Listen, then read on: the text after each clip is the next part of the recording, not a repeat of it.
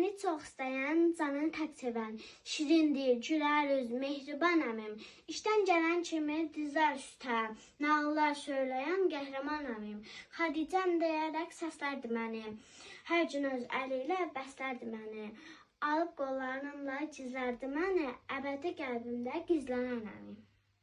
Vətən olan sevgisi hərbi xidmətə aparıb satmışdı ki, yəni o hərbi xidmət müddətində də Vətən müqaviləni o işə gəldi və öz nümunəvi davranışlarına talib seçilərimizdən olmuşdur.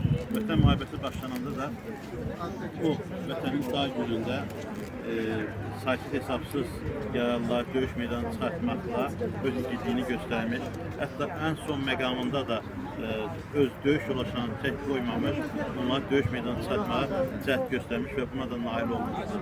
Çox təəssüf ki, yəni müharibənin başa çatmasından sonra daha doğrusu şəhid olmuşdu.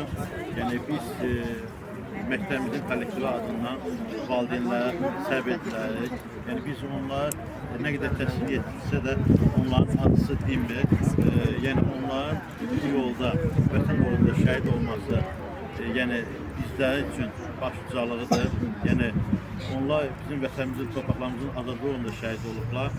Yəni çox şükür ki, yəni bizim torpaqlarımız işğaldan azad olundu.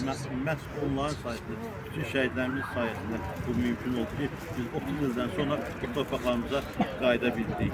Ona görə mən sizlərə təşəkkür edirəm ki, belə vətənpərvər övlad böyütmüsünüz. Yəni sizlərin qarşısında baş əyir.